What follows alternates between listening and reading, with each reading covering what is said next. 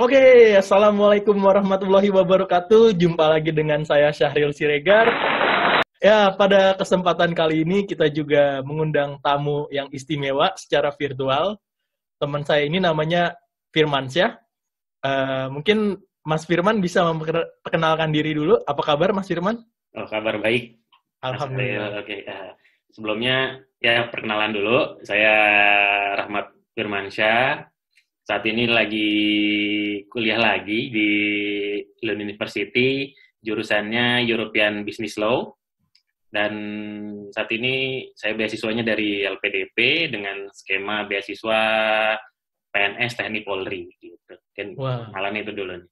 luar biasa. Berarti Mas Firman ini sebelumnya berprofesi sebagai PNS ya, dan masih tentu saja sebagai PNS ya. Iya, masih sebagai PNS saat ini, makanya saya ada surat tugas, jadi surat tugas untuk belajar. Saya ditugaskan untuk belajar selama sekolah ini gitu.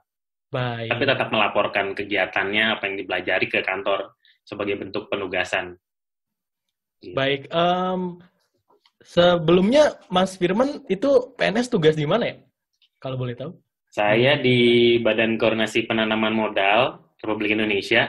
Itu ya tugas fungsinya sehari-hari ya terkait dengan penanaman modal langsung atau foreign direct investment. Jadi memang ya berkaitan dengan penanaman modal dan perizinan. Saat ini mungkin yang lagi sering ya, investasi, tapi investasi yang langsung gitu. Luar biasa. Oh ya, jadi teman-teman tema kita kali ini adalah kita akan membahas tentang PNS yang sekolah lagi gitu ya. Terutama PNS yang non-dosen. Jadi kalau dosen kan emang umumnya harus S2 atau S3 gitu ya. Tapi kalau PNS biasa ternyata bisa juga gitu. Nah, sekarang kita ingin bincang-bincang nih sama Mas Firman nih, gimana sih caranya dan pengalaman-pengalamannya dalam mendaftar S2 di Swedia ini ya, di Lund University ini. Yang pertama, jadi kalau ada pertanyaan PNS bukan dosen, bisa ya S2 lagi, Mas Firman? Bisa S2 lagi. Dan emang biasanya beberapa kementerian atau lembaga itu punya beasiswa internal sih, tapi saya kebetulan tidak menggunakan itu. Jadi ya Baik. memang memungkinkan. Terus mungkin Mas Firman bisa menceritakan proses perizinannya ya, waktu mencoba untuk melanjutkan studi ke luar negeri. Oh, mungkin sambil saya slide mungkin ya, biar Oh iya, ada ini. dipersilakan Mas Firman.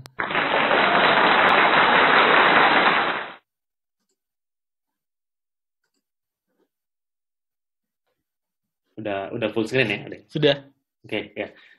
Tadi kan yang kayak diobrolin Bang Sahril di awal nih, kita akan bicara, kan biasa kalau udah PNS, udah untuk mau sekolah lagi tuh kayak keinginannya cukup berat. Nah, makanya ini saya sekalian mengajak, yuk kita sekolah lagi, maksudnya ya supaya lebih berkembang lagi ilmunya juga dan lebih bermanfaat gitu. Luar biasa. Nah, yang pertama tuh ya motivasi dulu sih, kita harus cari tahu motivasi kita itu apa untuk sekolah. Dan yang pertama, kalau dulu saya itu tujuan yang mau saya capai itu apa nih? Karena kan kalau kita lanjutin pendidikan tuh, kalau PNS itu bisa pelatihan, bisa kuliah lagi, atau mungkin yang lainnya kayak misalnya dia mau profesi, misalnya kalau ternyata Aha. dia misalnya sering yang farmasi, misalnya mau profesi farmasi itu PNS profesi farmasi juga bisa gitu, atau yang lainnya. Nah, kalau saya sudah memang tujuannya ya pernah ikut pelatihan juga. Nah, ini saatnya untuk lebih berkembang lagi. Jadi saya memilih tujuannya untuk kuliah gitu. Baik. Nah, terus udah tahu nih tujuannya kuliah, baru mengerucutkan lagi nih, mau dalam negeri apa luar negeri. Nah, akhirnya ya saya memilih untuk di luar negeri dan cari yang kekhususan ilmunya itu yang memang persediaannya ada di luar negeri gitu. Nah ini kan klasik nih kalau udah mau sekolah nih kan, kalau di dalam negeri ada yang membiayai sendiri, ada yang punya beasiswa Benar, juga. Nah, benar. kalau saya kebetulan memang cari beasiswa nih, kebetulan sekolah di luar negeri kan memang mahal nih kan. Jadi ya salah satu strateginya adalah nyari beasiswa. Setelah tadi tahu tujuannya mau mengembangkan ilmunya itu kuliah di luar negeri, terus selanjutnya cari beasiswa. Beasiswanya, kalau saya sendiri, saya beasiswanya LPDP.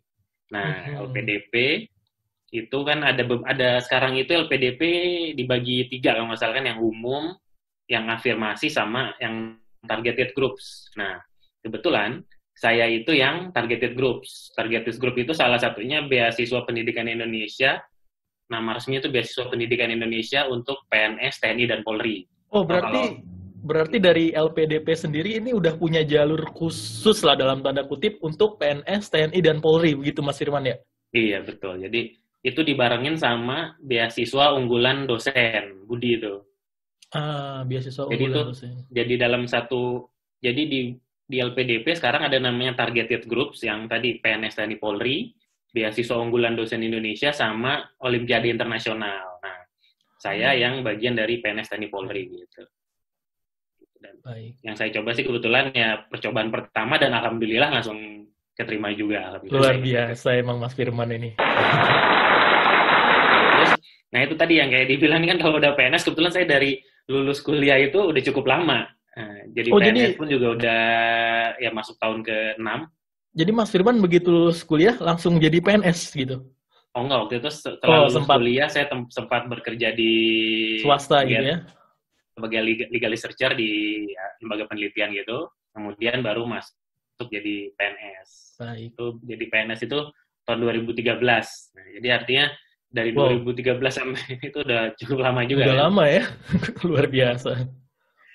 Nah, itu karena udah lama kan rutinitas bekerja itu jadi tantangan juga tuh yang tadi dibilang, wah, udah sering dalam pekerjaan, terus tiba-tiba harus sekolah lagi kan. Nah, ada beberapa tantangan nih. Karena sebenarnya nggak untuk PNS aja, untuk orang-orang yang sudah di bidang profesional. Nah, kebetulan karena saya PNS ya, pekerjaan saya itu, jadi memang tantangannya kalau mau sekolah lagi tuh rutinitas pekerjaan. Kita nggak bisa misalnya bilang ke atasan, Pak saya lagi ngurusin berkas ini nih kerjaannya saya sampingin dulu ya. Memang bisa sih kita bilang gitu, tapi kan tetap harus profesional juga artinya ketika kita lagi proses itu. Itu tanggung jawab gitu Mas Firman ya. Ada tanggung jawabnya ya terhadap pekerjaan. Ya gitu.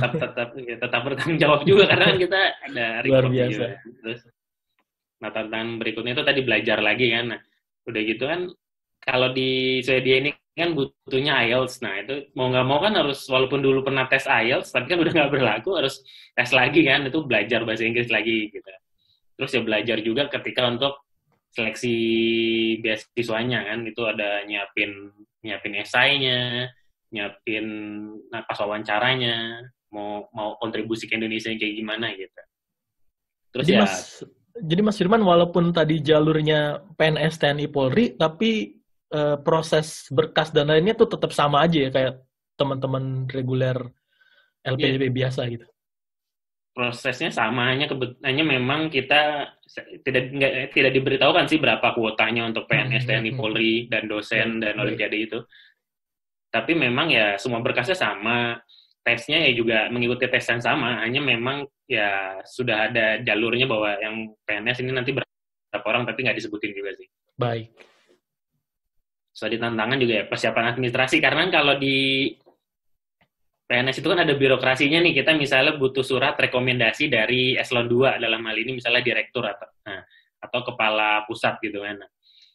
Kebetulan karena saya di BKPM itu tidak terlalu besar, jadi cukup cepat. Nah, mungkin ini akan menjadi tantangan untuk teman-teman PNS yang di daerah. Karena itu kan lingkupnya lebih besar lagi nih kalau itu, apalagi mau butuh tanda tangan misal kepala dinasnya gitu kan. Nah, itu kan butuh proses. Nah, ini juga jadi tantangan nih, nggak bisa sehari 2 hari itu beres, tapi kan harus atur waktunya bagaimana. Terus ya tadi tantangan berikutnya ketika udah sampai adaptasi ke lingkungan akademis itu bagaimana nih, karena udah lama kerja tiba-tiba harus nulis paper terus gitu. Oh ya, satu lagi Mas Firman, kalau PNS yang sekolah S2 ataupun S3 setelah bekerja di PNS maksudnya, itu mereka berarti harus menggunakan paspor biru ya? Nah, kalau itu memang kalau itu yang digunakan ya paspor biru, atau biasanya nyebutnya paspor dinas atau paspor biru karena kan covernya biru itu. Nah, itu juga bagian dari persiapan administratif tadi itu. Jadi kan karena PNS, terus beasiswanya tadi kalau saya jelas LPDP melalui skema PNS juga. Nah, itu salah satu yang harus ininya ya berangkat dengan paspor biru itu tadi gitu. Karena bentuknya adalah segedang tugas belajar artinya gitu. Nah, terus memulai kuliah lagi nih kan di usia yang udah nggak muda lagi ya, walaupun masih muda juga sih. Maksudnya udah lama di dunia profesional, terus pindah ke dunia akademis lagi tuh tantangannya gimana tuh Mas Firman? Gimana cara Ya, itu menanggulanginya itu? ya ketika mau berangkat sebenarnya juga agak was-was nih, udah lama kan nggak yang tiap hari harus baca jurnal, harus. Nah, ini ya tantangannya mau nggak mau ya menyesuaikan, harus belajar sama yang baru lulus gitu kan. Sekarang kondisinya dunia akademis kayak gimana sih, interaksinya bagaimana gitu. Nah, beruntungnya saya ini di Swedia ini, background di angkatan saya di European Business School itu kan beda-beda. Jadi memang rasanya cukup jauh. Ada yang dia sudah PhD, ada yang ini S2 yang kedua, terus ada juga yang baru lulus, ada juga yang udah lama nggak sekolah, terus sekolah lagi kayak saya, ada yang lain gitu juga. Nah, itu lingkungan ini sangat ya tantangan buat saya, tapi lingkungan yang ada saat ini justru membantu, mengencourage saya untuk jadi, oh gini loh caranya. Jadi ya dapat tips dari teman-teman yang lain sih, itu ngebantu banget. Luar Ya, biasa. tantangannya Jadi memang harus belajar lagi sih. benar. Jadi Mas Firman ini kalau boleh tahu, waktu S1, jurusan S1 dengan jurusan S2 sekarang tuh nyambung nggak tuh Mas Firman? Ya, alhamdulillah saya linear sih. Jurusan S1-nya, dulu S1-nya di UI, ngambil ilmu hukum. Terus sekarang masih hukum juga, European Business Law. Hanya sekarang lebih spesifik, European Business Law gitu. Luar biasa. Terus nanti Mas Firman juga bisa cerita nggak cara daftar ke Lund University dulu gimana gitu? Oke. Nah, ini cara dari kan tadi, kalau saya kebetulan dapat beasiswanya dulu, baru dapat kampusnya. Tapi Baik. ada juga beberapa teman-teman yang dia sudah dapat LOE dari kampus, baru beasiswanya. Nah, kalau saya waktu itu kan selain LPDP, tadi kan beasiswa PNS TNI Polri. Nah, setelah saya dapat itu, tapi ketika saya daftar, saya sudah men-state di saya bahwa saya akan ke Swedia, saya akan kuliah di Lund dengan jurusan ini. Kenapa saya pilih jurusan itu sudah saya jelaskan, dan peran saya sebagai PNS kalau saya sudah sekolah lagi nanti kembali ke Indonesia kan seperti apa, itu sudah dijelaskan. Jadi kita sudah ya berpikir bagaimana langkah ke depannya, dijelasin. Terus, nah setelah saya keterima di LPDP, saya baru daftar di Swedia. Nah, di Swedia ini kan enaknya Swedia ini mungkin kayak ya kalau yang dulu mungkin atau SPMB atau namanya yang berubah-berubah itu. Nah, itu jadi kita kayak ada pilihannya gitu. Jadi ketika daftar di University Admission ini, kita boleh milih maksimal 4. Oke, Gitu. jadi sebelumnya buat teman-teman yang nggak tahu, kalau kita daftar di Swedia itu satu online system gitu, Mas Firman ya. Jadi walaupun universitasnya itu berbeda, tapi mereka ujian masuknya itu satu pintu, begitu Mas Firman ya? Iya, jadi ini portalnya itu benar-benar sudah kayak one-stop shopping lah. Jadi ibaratnya terintegrasi. Jadi masuk satu portal. Saya waktu itu daftar pilihan pertamanya kebetulan yang keterima ini di Lund University. Yang kedua itu juga Lund, tapi saya milih pajak. Tapi kalau udah pilihan pertama nggak dapat kan turun ke pilihan kedua, dan nggak mesti universitas lain juga ada di situ, kayak yang tadi dibilang memang satu portal untuk sesuai dia gitu. Dan enaknya lagi di situ udah ada timeline-nya. Jadi kita tahu nih kapan kita harus daftar, kapan pengumuman, syaratnya apa ada di situ. Nah, ini mungkin juga buat teman-teman, ini penting banget bahwa ya salah satunya kita harus mau baca detail, karena kan kadang sering ada yang nanya nih, gimana sih Kak ini udah caranya gitu ya. Enaknya sih kita baca dulu, kalau bingung baru nanya sama yang sudah pernah gitu. Jadi kita tahu masalahnya seperti apa gitu. Jadi setelah dapat beasiswa, saya diumumkan pengumuman April kalau nggak salah waktu itu. Terus langsung ya ngurus-ngurus dokumen lainnya juga. Nah, karena saya PNS setelah saya dapat keterima di Lund, nah itu saya baru mulai tuh proses administrasi berikutnya lagi. Tadi administrasi ketika pendaftaran, tadi ngurusin surat tugas untuk belajar, ngurusin paspor biru, ngurusin hal administrasi lainnya, dan seperti itu. Baru kemudian kalau sudah sampai ya hal-hal teknis lainnya. Oh ya, satu lagi Mas Firman, itu waktu daftar di Swedia yang satu portal tadi, itu bayar nggak sih Mas Firman? Ada admission fee nggak sih? Itu ada bayar. Saya lupanya jumlahnya berapa krona, hanya memang bayar gitu. Oh bayar, application fee maksudnya. Application fee, ya. Oke. Terus mungkin buat teman-teman yang nonton video ini, terus dia kebetulan juga PNS dan mau daftar kuliah, Mas Firman mau ada tips dan trik atau motivasi nggak buat mereka supaya tetap semangat atau tetap berjuang untuk melanjutkan kuliah? Kalau motivasi, kalau kata orang-orang tuh motivasi terbaik adalah dari diri sendiri sebenarnya. Luar biasa. Ya kita harus tahu nih karena kita mau ngapain, karena jangan menjadikan kita lanjut pendidikan itu sebagai sebuah pelarian sih. Intinya kita tahu setelah kita mau sekolah itu mau ngapain gitu. Luar biasa. Jadi, nih, jangan jadikan lanjut kuliah itu sebagai pelarian. Wah, ini quote terbaik hari ini nih kayaknya. Bisa jadi kan sudah bosan dengan rutinitas, terus bingung mau ngapain, akhirnya pelariannya sekolah. Jadi kan nggak maksimal nanti sekolahnya, justru karena cuma sebagai bentuk pelarian, tapi sebagai bentuk ya kita meningkatkan kapasitas diri dan ya nanti bisa kontribusi lagi dengan cara yang lebih berbeda lagi mungkin. Oh ya, selain itu nih, ternyata Mas Firman ini juga aktif di organisasi. Mas Firman ini sekarang diamanahi sebagai Ketua PPI Scania. Bisa cerita sedikit nggak, Mas? PPI Scania itu apa dan kerjanya apa gitu? Ya, jadi di beberapa negara kan ada tuh perhimpunan pelajar Indonesia. Nah, di Swedia ini kebetulan saya ini diamanai jadi untuk koordinator wilayah untuk wilayah Skåne dan sekitarnya, itu di kota Lund, Helsingborg, terus ke Malmo, terus itu yang Skåne, atau di sekitarnya itu kayak ada Halmstad, terus Vaxo, itu juga itu bagian dari wilayah Skåne dan sekitarnya.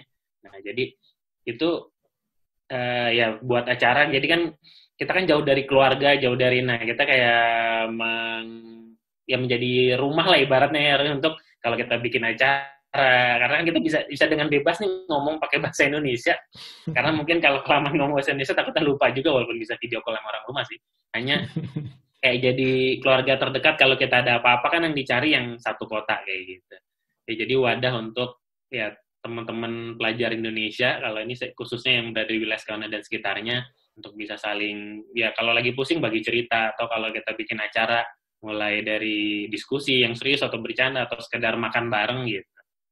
Luar biasa. Nah, baik, Mas Firman punya nggak pengalaman berharga nih di Swedia yang mau dibagikan ke teman-teman yang nonton nih? Pengalaman berharga ya intinya ini sebuah pengalaman baru gitu kan. Tadinya di Indonesia, kebetulan ini juga untuk pertama kalinya saya tinggal lama di suatu daerah, yang kebetulan sekalinya tinggal lama di suatu daerah dan waktu yang cukup lama. Nah, mungkin kalau pengalaman berharga, kalau untuk pertama dari kaitannya ketika kuliah dulu nih, ketika kuliah yang pertama, karena suasana internasionalnya tadi dengan background yang berbeda, di situ ada perspektif baru dengan sudut pandang yang berbeda-beda. Nah, jadi itu ya pengalaman yang sangat berharga banget.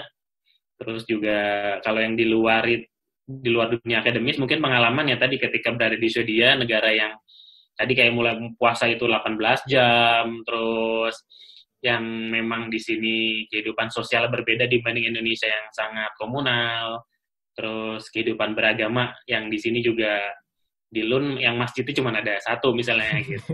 Itu intinya banyak pengalaman berharga yang saya dapat di sini, atau kalau bahasa kerennya kayak life changing experience lah, kita membuka hasanah kita dalam berpikir lagi gitu. Luar biasa. Oh iya, ngomong-ngomong Lund, ngomong-ngomong Swedia nih, gimana sih biaya hidup di Swedia? Terus tadi kan Mas Firman bilang kalau Mas Firman itu menerima beasiswa dari LPDP ya. Itu cukup nggak sih untuk hidup di Swedia, dan kalau boleh tahu berapa sih dapatnya? Kalau dari LPDP itu kita di ininya 9.400 kron untuk per bulannya, dan standar biaya hidup di sini itu sekitar 8.500-an. Itu yang dari imigrasinya itu sekitar 8.500. Jadi ya insya Allah cukup, kita ya pinter-pinter ngatur keuangan aja sih seperti itu. Intinya tidak wah dan tidak kekurangan, intinya sih cukup gitu kalau untuk biaya hidup ya. Ya, jadi mungkin buat teman-teman yang nonton video ini, khususnya teman-teman yang PNS non-dosen, tetap semangat untuk daftar kuliah lagi, karena tadi seperti yang Mas Firman bilang, ternyata PNS juga berpeluang ya untuk melanjutkan S2 lagi. Iya, jadi ya untuk teman-teman yang saat ini PNS yang misalnya sudah, memang kalau untuk PNS ada persyaratan setelah berapa tahun diangkat dari PNS untuk baru bisa sekolah lagi. Ya ikutin aja aturan itu, nanti kalau sudah memenuhi prasyarat, sudah memenuhi persyaratan, daftar, dan ya tips dari saya sih ketika sudah kerja memang penuh tantangan tuh gimana tetap profesional di kerjaan, tapi nyiapin juga untuk mau sekolah. Jadi ya bikin aja timeline-nya, cari tahu, intinya ya kita kalau ya mempersiapkan dengan baik sih, gitu aja. Jadi dan tetap semangat intinya. Baik, luar biasa sekali Mas Firman. Terima kasih atas waktunya. Sama-sama. Assalamualaikum warahmatullahi wabarakatuh. Waalaikumsalam warahmatullahi wabarakatuh.